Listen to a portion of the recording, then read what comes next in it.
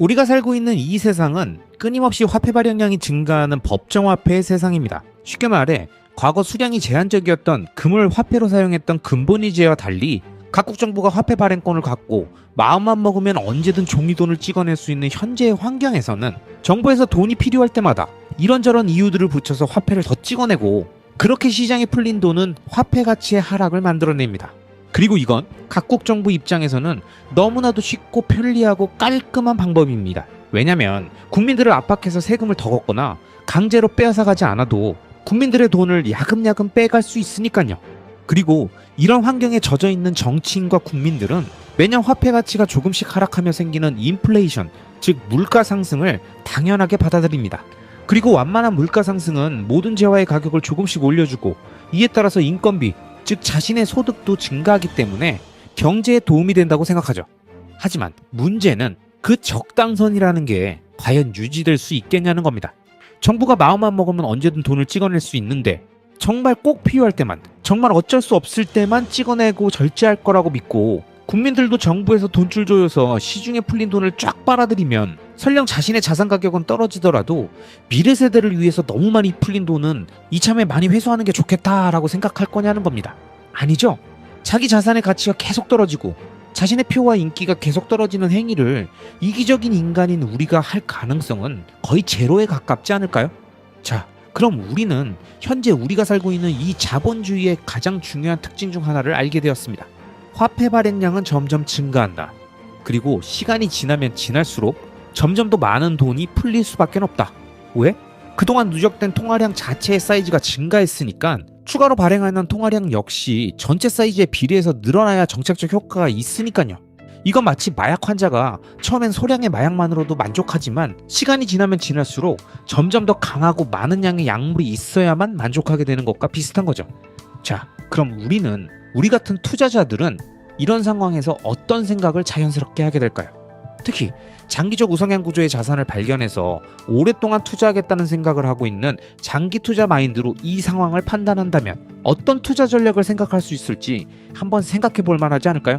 그래서 저는 이러한 생각을 바탕으로 장기 투자의 방향과 전략을 수립했었습니다. 지금부터 그 내용들을 자세하게 설명드리겠습니다. 자, 일단 가장 먼저 드는 생각은 이거죠. 계속 돈을 찍어내면서 화폐 가치가 하락하는 현상이 시간이 지나면 지날수록 점점 심해진다는 걸 눈치챘으니까 시간이 지날수록 흔해지는 종이돈이 아니라 누구나 갖고 싶은데 개수가 한정된 희소한 자산, 비트코인이 필요하다고 생각합니다. 물론 비트코인은 부동산이나 주식보다 우리에게 생소한 개념이고 눈에 보이거나 광고에 나오는 대상이 아니라서 순전히 자신의 관심으로만 스스로 공부해서 알아갈 수밖에 없다는 특징을 갖고 있습니다.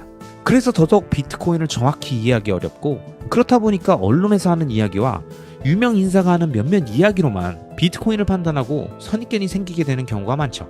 하지만 우리가 이 시점에서 정확히 알고 가야 하는 매우 중요한 것은 대한민국에 살고 있는 우리가 느끼는 비트코인이랑 미국에서, 유럽에서, 아르헨티나에서, 터키에서 느끼는 비트코인에 대한 체감이 전혀 다르다는 겁니다.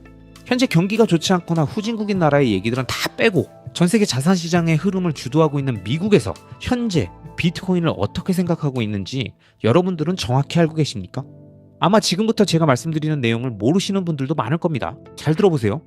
지난 미국 대통령 선거를 생각해보세요. 그때 왜 공화당이나 민주당의 대통령 후보들이 비트코인 관련 공약들을 서로 얘기했을까요? 이게 우리나라 대선이라면 그 공약을 바라보는 사람들이 어떤 생각을 할까요? 국민들이 엄청 황당해하겠죠? 그런데 미국 대선에서 서로 비트코인 관련 공약을 발표하고 있다는 건 그럼 무슨 의미가 있겠습니까? 양당 대권 후보들이 자신의 소중한 시간을 들여서 공약을 만들고 계속 언급할 정도로 비트코인이 표가 된다. 즉, 비트코이너들의 숫자가 표로 연결될 만한 의미 있는 숫자의 이익 집단이 됐다는 의미겠죠. 그럼 이런 현상은 지난 대선에서만 그럴까요? 주지사 선거는요? 상하의원 선거는요? 다 영향이 있을 거 아니에요? 그만큼 미국은 비트코인 역시 우리보다 훨씬 앞서 있습니다. 절대 대한민국 내에서의 시각으로 비트코인을 바라보면 안 됩니다. 그리고 월가는 또 어떻습니까? 세계 최대 자산운용사인 블랙록의 레리 핑크 회장까지 앞장서서 비트코인 ETF를 홍보하고 비트코인을 알리려고 혈안이 되어 있죠? 이게 무슨 의미겠어요?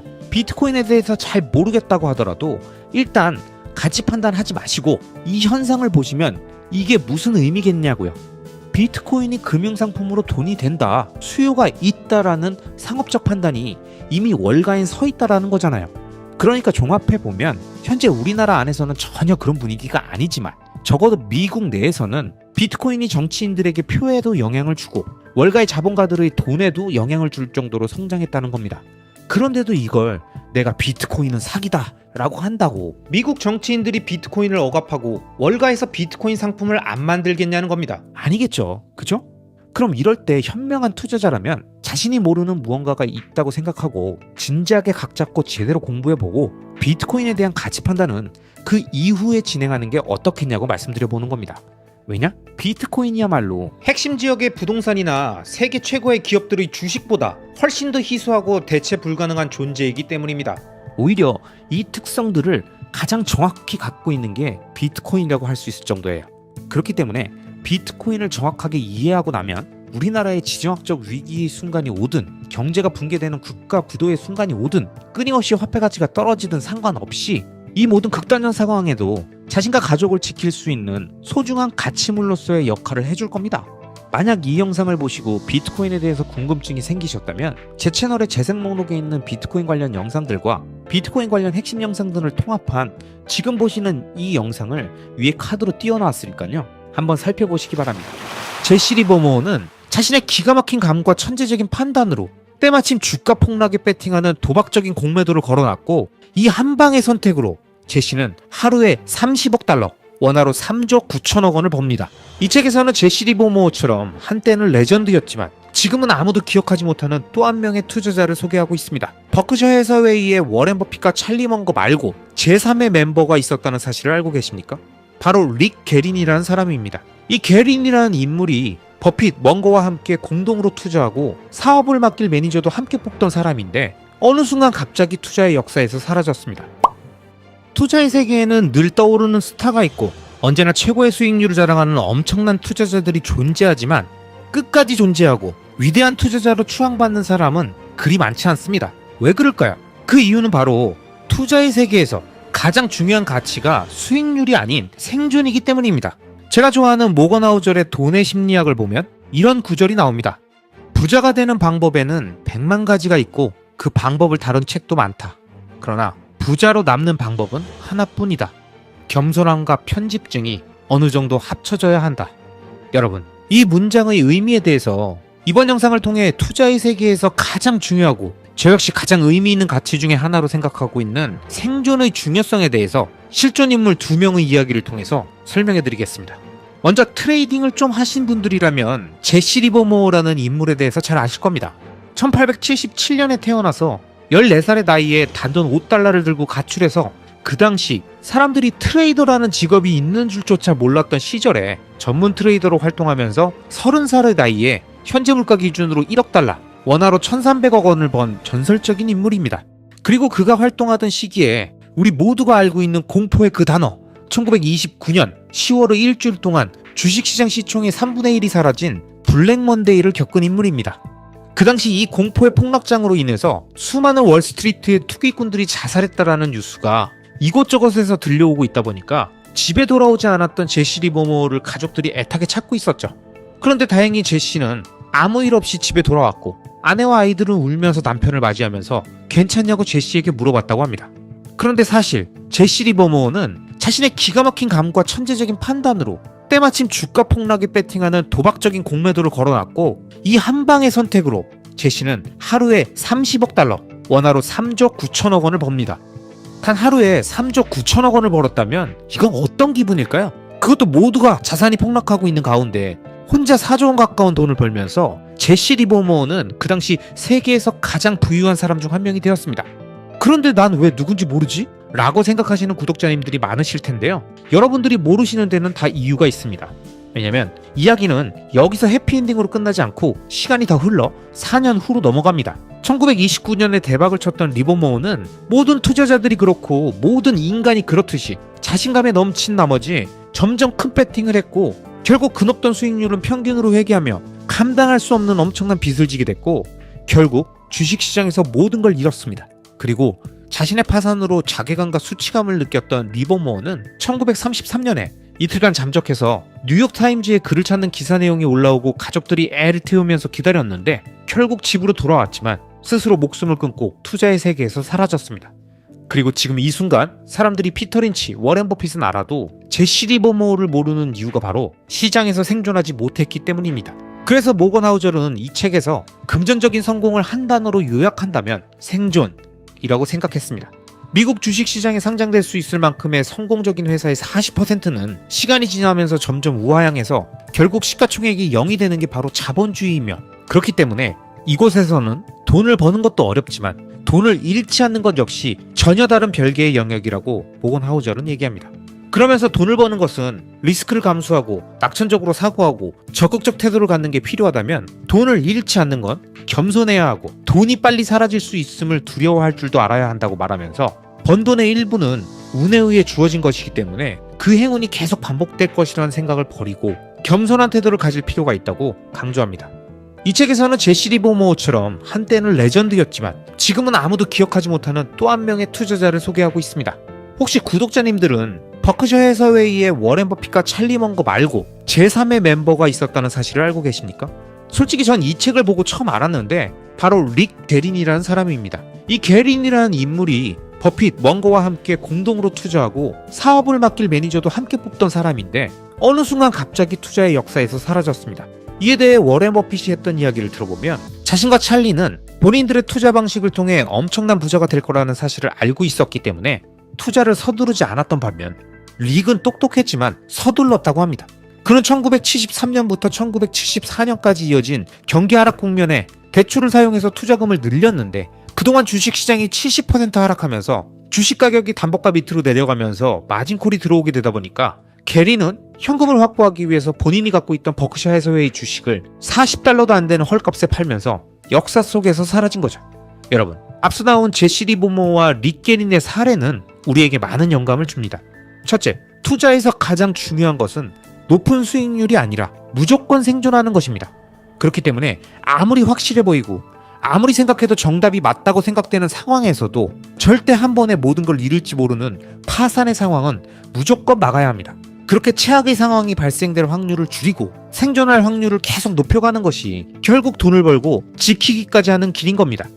둘째, 계획대로 되지 않을 경우를 대비한 계획이 있어야 합니다. 아무리 완벽해 보이는 계획에도 늘 내가 예상치 못한 리스크가 숨어져 있을 수 있습니다. 가끔 우리가 말하는 성공은 무조건 운이 따라야 된다, 운칠기삼이다, 운이 없인 큰 성공이 어렵다, 이렇게 운이라고 하는 내가 예측할 수도 없고 컨트롤할 수도 없는 존재가 결정적 역할을 할 수 있다는 걸 알면서도 그 운이 반대 방향으로 움직여서 내가 하는 일을, 내가 하는 투자를 망치는 쪽에 불운으로 확 불어올 수도 있다는 사실을 역시 꼭 생각해야 한다는 거죠. 실제로 우리가 경험하는 모든 위기는 늘 다른 모습으로 나타나기 때문에 대부분은 대비하지 못합니다. 9.11 테러, 글로벌 금융위기, 코로나 바이러스, 늘 다른 형태의 위기로 우리들에게 다가오고 있기 때문에 대비한다고 계획해봤자 거의 대부분은 의미가 없습니다.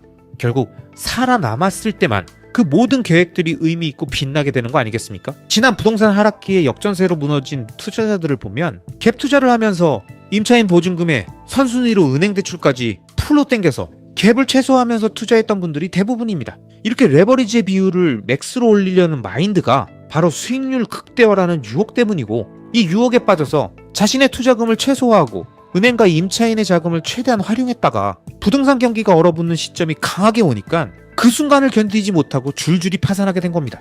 주식도 마찬가지죠. 상승장에서 최대한 주식수 늘리고 싶으니까 주식담보대출을 최대한 끌어서 수량을 늘렸는데 급격한 하락장이 오는 순간 주식계좌의 증거금이 급격히 줄어들며 증거금 부족이 뜨는 걸 막고 또 막고 가다가 결국 마지막에 가장 최저점의 주가에 더 이상 막지 못하고 대부분의 주식을 헐값에 던진 릭 게린처럼 소중한 장기적 우상향 주식을 날리는 경우가 주변에 너무 많았죠.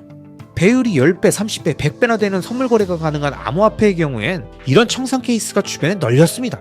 단 1초라도 증거금이 부족하면 청산되는 이런 최악의 레버리지 구조를 수많은 사람들이 이용하면서 자신의 소중한 비트코인을 날리는 걸 보면 저는 정말 이 사람들이 비트코인을 소중하게 생각하는 게 맞나? 아니 정말 이 사람들은 이 주식을, 이 부동산을 장기적 우상향이라고 보고 최대한 오랫동안 보유하려고 한 게 맞나? 라는 의심이 듭니다. 여러분, 오늘 영상에서 언급한 내용처럼 장기적 우상향 구조의 좋은 자산을 발견하고 모아가는 것도 투자의 과정에서 엄청나게 어렵고 힘든 과정이지만 이 과정을 통해서 모은 소중한 자산을 지키는 과정 역시 엄청난 노력이 필요한 영역입니다.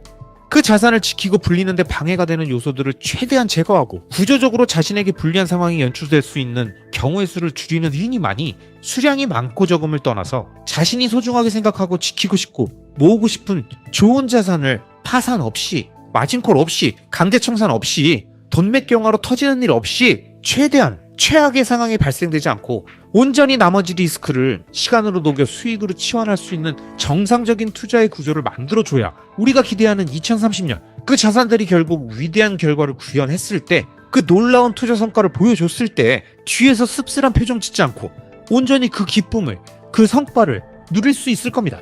그런 의미에서 늘 자만하지 말고 겸손한 마음으로 내가 예측하지 못한 상황이 올 수도 있다는 생각을 하고, 설령 그런 상황이 온다 하더라도 내가 투자한 장기적 우상향 구조의 그 구조를 믿고 리스크를 시간에 녹여 수익으로 치환하면서 투자의 포트폴리오를 갖추고 생존을 목표로 하루하루를 대비하는 구독자님들이 되시길 바랍니다. 내가 투자라는 행위를 하면서 매일 노동을 하듯이 시간과 공간에 얽매여 있다면, 내가 없으면 투자가 되지 않는다면 이게 투자입니까? 노동입니까? 매일 투자한다면서 컴퓨터 앞에 앉아서 이것저것 샀다 팔았다 하면서 한시도 그곳을 떠나지 못하고 있다면, 회사에서 일하는 동안, 가게에서 일하는 동안에도 끊임없이 스마트폰으로 가격을 확인하고 화장실과 탕비실 들락거리면서 매매를 하고 있다면 이게 시공간의 자유를 얻기 위한 방법이 맞을까요? 전 절대 아니라고 생각합니다.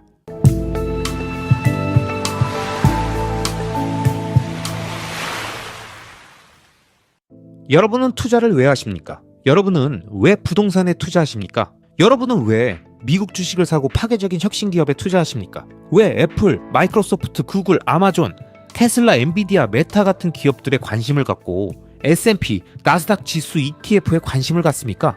왜 비트코인을 계속 매집해야 한다고 생각하시냐고요? 대부분의 사람들은 자신이 투자하는 이유, 즉 왜, why를 생각하기 전에 투자를 하는 방식인 어떻게, 즉 how, 또는 더 구체적인 투자 대상인 what, 즉 무엇에 투자하는지에만 집중합니다. 누가 어떤 자산이 좋다더라, 누가 그러는데 어떤 자산이 오른다더라 와 같이 왜 투자를 하는지에 대한 근원적인 why에 대한 질문 없이 바로 어떤 걸 사야 하냐, 그래서 사요 마요 같은 질문만 계속하게 되는 겁니다. 그리고 그렇게 what에 집중한 투자는 그 다음 그 자산을 어떻게 배수해야 하는지, 매매 전략이나 투자 기간, 목표 가격 같은 방법, 즉 how로 올라가면서 자신의 투자 원칙이 정립됐다고 생각하죠.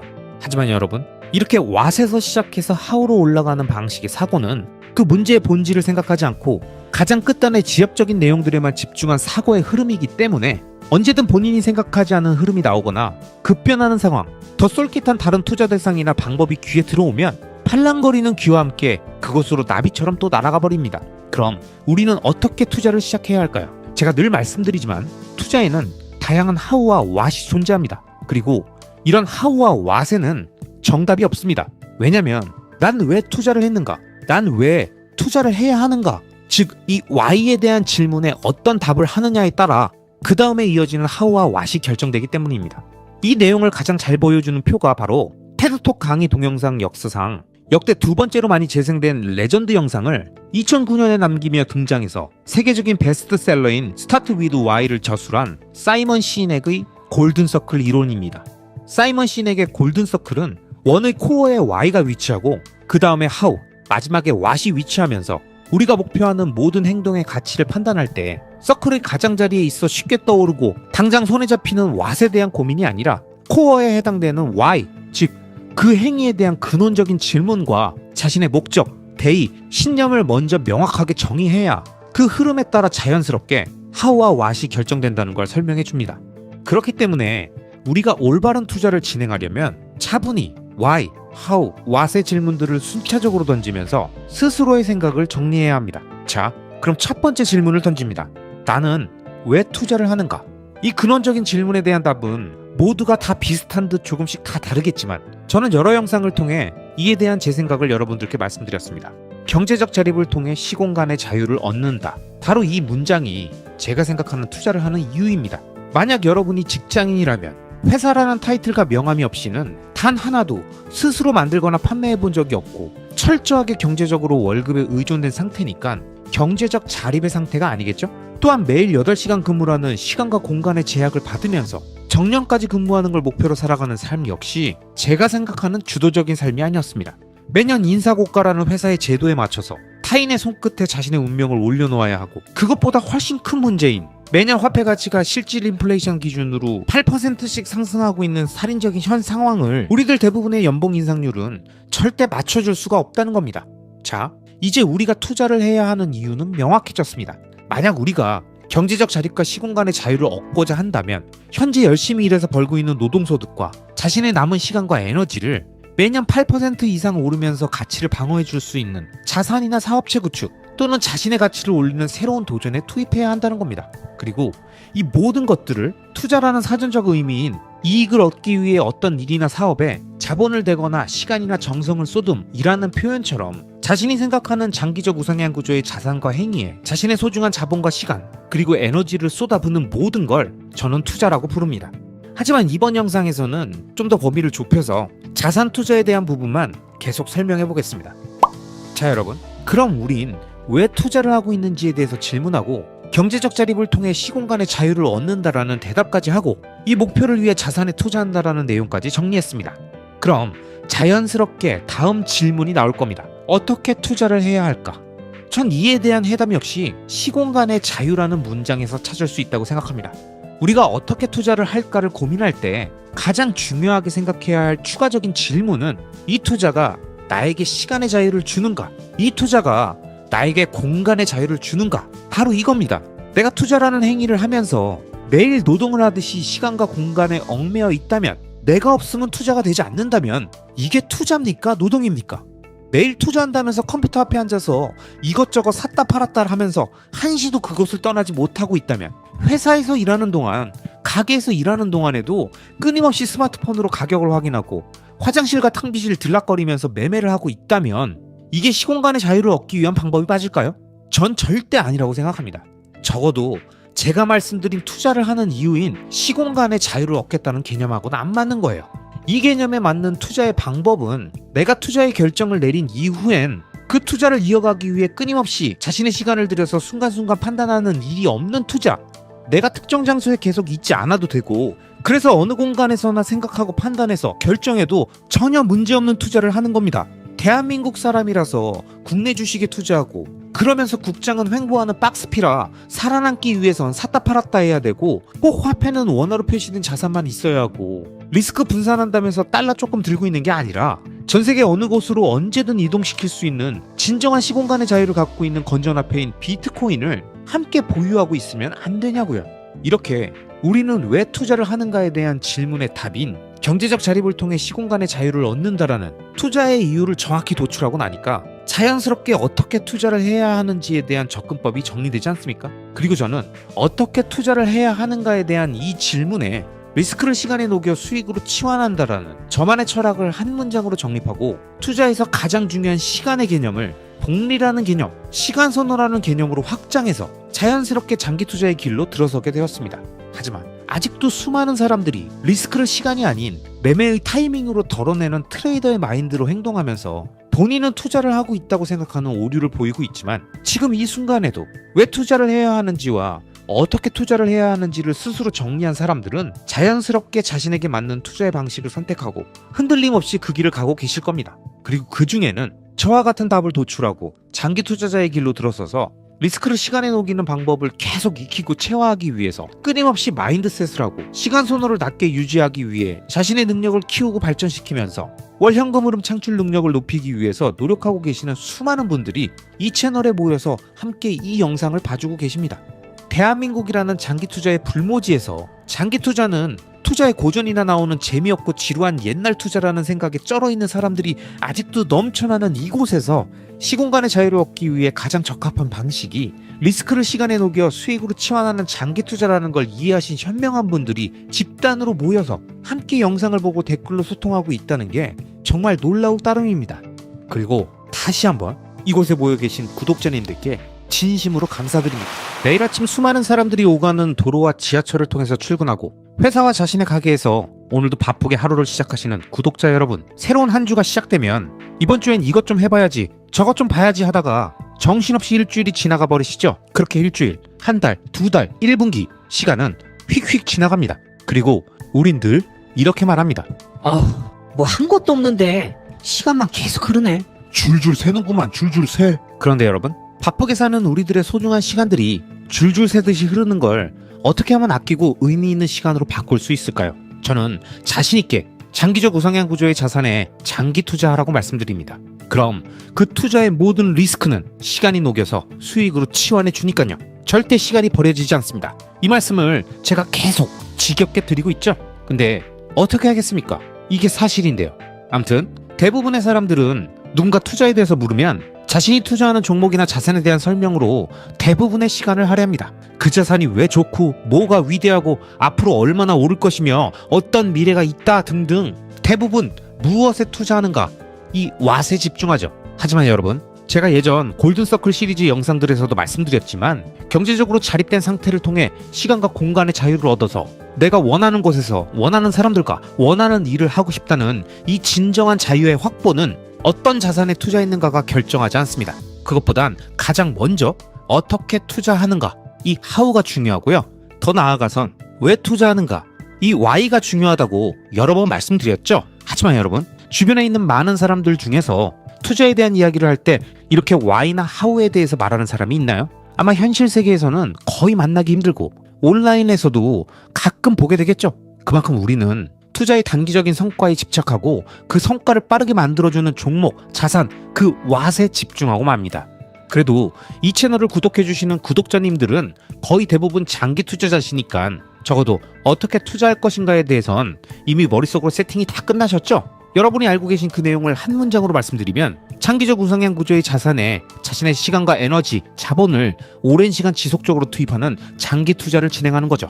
그게 투자든 사업이든 인생건 도전이든 그 무엇이 됐든 장기 투자 마인드로 당장 눈앞에 작은 이익을 쫓지 않고 긴 안목과 호흡으로 장기 투자의 마인드를 세팅하면 안 그래도 바쁘고 정신없는 우리들의 현실 세계 안에서 투자라는 변수까지 하나 더 추가해서 4848 왔다 갔다 하면서 타이밍 매매하고 추천 종목, 매수 매도 타이밍, 단기간에 부자되는 방법 등과 같은 멘트들에 정신없이 혈안돼서 불나방처럼 달려들지 않으면서 어느 순간 불필요한 가격 확인과 심리적인 요동, 급등락에 따른 멘탈의 변동까지도 모두 고요해지고 평온해집니다. 즉, 우리 인생에 복잡하게 꼬여있던 단기, 중기, 장기 이평선들이 모두 하나의 방향으로 펴지고 정배열되면서 쭉 앞으로 뻗어나가게 되는 놀라운 경험, 정배열된 인생이라는 게 이런 거구나, 이 느낌을 받으실 겁니다. 이건 수익률 때문만이 아닙니다. 투자의 수익률은 왔다 갔다 하고 때론 더 안 좋은 상황으로 들어갈 수도 있겠죠. 하지만 제가 말씀드린 인생이 정배열되었다는 건 앞으로 남은 삶에서 투자의 긴 시간 동안 내가 왜 투자를 해야 하는지, 그럼 어떻게 투자를 해야 하는지, 그래서 무엇에 투자할 것인지가 너무 명확하게 자신의 머릿속에 세팅되어 있다 보니까 매번 이번엔 또 뭘 투자해야 하나, 이번엔 또 뭘로 먹을까, 이번엔 한번 줘야 할 텐데, 이런 메뚜기 떼같이 이리저리 왔다 갔다 하는 마인드가 아니라 자신이 정한 장기 투자 플랜에 맞춰서 그 방향성에 집중하며 오늘도, 내일도, 1년 후에도, 2년 후에도, 5년 후에도 내가 뭘 해야 하는지에 대한 명확한 개념이 잡혀있게 되다 보니까 머리가 맑아지고 삶의 여유가 생기고 답답한 마음이 사라지게 되는 겁니다. 그러니 사람이 부드러워지고 얼굴에 웃음이 다시 생기고 시간이 빠르게 흘러도 줄줄 새는 게 아니라 자신의 장기 투자로 리스크가 시간에 녹고 있다는 흐뭇함에 얼마나 기분이 좋겠습니까? 아마 이 느낌을 아는 오래된 구독자님들이 많이 계시죠? 잘 아시겠지만 4848만 중독이 아닙니다. 장기 투자도 엄청난 중독성이 있습니다. 이 평온한 마인드를 느낀 사람은 그 마인드를 유지하기 위해서 이 중독 상태를 계속 끌고 가기 위해서 자신의 루틴을 끝까지 유지하는 겁니다. 엉뚱한데 신경 끄고 자신의 본업에 집중하고 똑같은 상황에서도 스트레스를 덜 받죠. 왜? 자신의 인생이 미래로 갈수록 점점 좋아질 거라는 확신이 있고 그 확신의 한 축을 장기적 우상향 구조의 자산들이 든든하게 지켜주고 있으니까요. 그러니 일의 능률도 오르고 자신이 하고 싶은 일을 더 찾게 되고 장기 투자는 시간이 필요한 작업이라 오랫동안 건강을 유지해야 되니까 알아서 운동도 하고 스트레스 관리도 하면서 체력도 키우는 거죠. 결국 장기적 우상향 구조의 자산에 자신의 시간과 자본, 에너지를 지속적으로 투자한 사람만이 이 인생의 정배열 과정으로 들어가서 마인드셋의 완성, 진정한 장기 투자, 본업의 능률 확대, 새로운 도전의 성공 등 순차적으로 모든 문제들이 술술 풀리게 되는 겁니다. 이 개념을 정확하게 이해하신 분들이라면 제가 설명드린 장기투자의 장점이 황당한 만병통치약이라서가 아니라 우리들의 인생의 모든 문제의 근원인 조급한 마음, 빨리 부자 되고 싶은 마음, 남들보다 지금 당장 더 잘 살고 싶은, 자랑하고 싶고 뽐내고 싶은 그 마음, 즉 오랫동안 기다릴 수 있는 여유가 없고 지금 당장 원하는 걸 얻고 싶은 상태인 시간 선호가 높은 그 심리를 장기투자가 제시하는 미래에 대한 비전과 그 비전에 맞춰 내가 해야 하는 행위가 4848이 아닌 꾸준히 매집하며 본업에 집중하면 된다는 걸 알려줘서 결국 시간 선호를 낮게 만들어주기 때문입니다. 이 간단해 보이는 원리를 이론적으로 이해했고 동의한다면 이제부터 장기투자에 적합한 대상을 찾는 겁니다. 투자를 얘기하더라도 이때부터 어떤 자산인가에 대한 이야기가 이제야 나오는 겁니다. 그리고 그 자산들은 무조건 장기 투자가 가능한 속성들을 갖고 있어야 하고 그 자산을 소유함으로써 자신의 시간 선호를 낮게 유지하는데 도움이 되어야 하는 거죠. 이러한 과정 속에서 자신의 투자 수익률은 리스크를 시간에 녹이며 하락장을 지나 상승장을 거치고 다시 하락하면서 상승분을 반납하고 안전마진을 남깁니다. 그리고 그 안전마진으로부터 다시 시작해서 또 반등과 상승장이 오고 다시 하락하며 안전마진이 추가로 쌓이면서 점점 수익률 그래프의 하단선을 위로 올리고 상단선을 높이면서 세 자릿수의 수익률을 만들고 계속 사이클을 반복해 나가면서 큰 규모의 자산을 만들어주는 겁니다. 4848하던 수많은 사람들이 배팅을 반복하며 초반에 좋았던 운빨이 중간에 몰렸던 운빨이 결국 평균에 수렴하면서 점점 자산가의 길에서 멀어질 때 장기적 우상향 구조의 자산가 행위에 집중했던 사람들만이 처음엔 이해가 안 갔던 믿기지 않았던 큰 규모의 자산을 그것도 긴 시간에 걸쳐 상승과 하락을 통해서 다지면서 온전히 자신의 것으로 만들며 단순히 규모를 키웠다가 아닌 제대로 지키고 불릴 수 있는 준비된 자산가가 되는 겁니다. 어떠십니까 여러분? 장기 투자 해야 되지 않겠습니까? 장기 투자가 만들 미래가 머릿속에 선명하게 그려지시죠? 내가 지금 무엇을 해야 되고 뭘 하지 말아야 하는지 내 인생의 5개년 계획, 10개년 계획, 2030년 프로젝트, 2040년 프로젝트를 진행한다면 그 위대한 플랜에 왜 장기 투자가 포함되어야 하는지를 정확히 이해하셨을 겁니다. 여러분, 저는 능력이 부족해서 단기간에 부자가 되는 방법을 알지 못합니다. 마켓 타이밍과 금리의 변화를, 경기를 예측할 줄 모릅니다. 차트 안에서 단기적인 움직임을 예측하고 떨어질 것 같다면서 팔고 당분간 안 사고 오를 것 같다면서 고배율로 레버리지를 일으켜서 수익률을 극대화할 줄 모릅니다. 무식해서 모두가 안 좋다고 말하고 망해간다고 지금 당장 팔라고 말하는 그 자산들을 계속 들고 가고 오히려 더 모으기만 합니다. 하지만 여러분, 저도 한때는 2008년부터 약 10년간 적지 않은 시간 동안 이 모든 것들을 해봤고 수익도 내봤고 알만큼 다 알고 있었습니다만 지금은 그 멍청하고 단순하고 무식하고 능력이 부족하고 노력을 안 하는 것 같은 그런 장기 투자를 계속 하고 있는 거죠. 왜? 지속 가능성, 투자의 지속 가능성, 그리고 장기적 우상향, 지속적인 시장 평균 이상의 수익률, 인플레이션을 이길 수 있는 투자, 마지막으로 생존, 끝까지 시장에 살아남아 나와 내 가족의 소중한 자산들을 지키고 꿈을 이루기 위해선 지금까지 제가 말씀드린 현재 제가 하고 있는 장기 투자가 매일 아침 출근하고 일터로 가서 열심히 일하는 직장인과 자영업자들에게 가장 확실한 성공 투자의 방법이라고 결론 냈기 때문입니다. 그리고 이 모든 과정의 내용들을 영상으로 만들어 많은 분들과 함께 하면서 짧게는 2030년 이때까지 함께 장기 투자해보자고 구독자 여러분들께 계속 말씀드리고 있는 겁니다. 제가 이렇게 말씀드리면 누군가 저에게 물어보십니다. 그렇게 좋으면 그냥 네 혼자 해. 응? 유튜브로 떠들면서 사람들 선동시키지 말고. 돈 되는 걸 누가 공짜로 알려주냐? 다 지한테 남는 게 있으니까 그러는 거지. 조회수 빨려고 애쓴다 애써. 하지만 여러분, 제가 영상을 만드는 목적은 딱 3가지입니다. 첫째, 본업 외에도 내 시간을 쪼개서 열심히 일해서 추가 수익을 만들고 그걸로 조금이라도 더 자산들을 모아가고 싶다. 둘째, 이왕 돈을 벌어야 한다면 내가 좋아하는 분야에 도전해서 장기 투자처럼 리스크를 시간에 녹이며 큰 규모의 컨텐츠 자산들을 만들어보자. 셋째, 투자는 원래 외롭다. 이 외로운 투자를 오랫동안 하려면 마음 맞고 의지할 수 있는 동료들이 필요하다. 그러니 이들을 모을 수 있는 채널을 만들자. 이 3가지 목적으로 계속 제가 생각하는 투자와 관련된 영상들을 만들고 있는 겁니다. 그리고 투자 동료들과 관련해서 제가 이전에 영상에서 언급드렸던 보드 셰퍼의 멘탈의 연금술에 나왔던 내용을 다시 한번 말씀드리겠습니다. 주옥 같은 내용들이니까요. 한번 자세히 들어봐 주세요. 인내란 원하지 않는 것, 하기 싫은 것을 억지로 견디는 게 아니다. 그걸 오랜 시간 동안 억지로 견딜 수 있는 사람은 없다. 인내란 원하는 것, 하고 싶은 열망이 올바른 기회를 얻을 때까지 기다리는 것이다. 강력한 인내심을 구성하는 또 다른 중요한 요소는 같은 뜻을 가진 사람들과의 협력과 연대다. 거친 파도를 꿋꿋이 견뎌내는 바위처럼 강한 책임감을 지닌 사람들과 함께하는 것이 중요하다. 나는 이러한 사람들을 독수리라고 칭한다. 그들에게는 포기라는 선택지가 존재하지 않는다. 독수리들은 누군가 그들이 현재 걷고 있는 길보다 훨씬 쉽고 빠르고 편리한 길이 있다고 속삭여도 전혀 귀를 기울이지 않는다. 그들은 한눈을 파는 일이 없다. 그들이 옆을 돌아보는 유일한 경우는 서로를 격려할 때뿐이다. 여러분, 이 책에 나온 내용처럼 저는 독수리가 되고 싶고 많은 독수리 동료들과 함께 비행하면서 절대로 한눈 팔지 않고 앞만 보면서 서로를 위로할 때만 옆을 돌아보고 언제든 장기 투자 마인드셋을 장착하고 우리들과 함께 비행할 수많은 신규 독수리들을 만날 준비를 하며 계속 영상 제작과 투자를 진행하겠습니다. 아시겠죠? 그럼 오늘도 끝까지 시청해주신 모든 구독자님들을 리스펙합니다.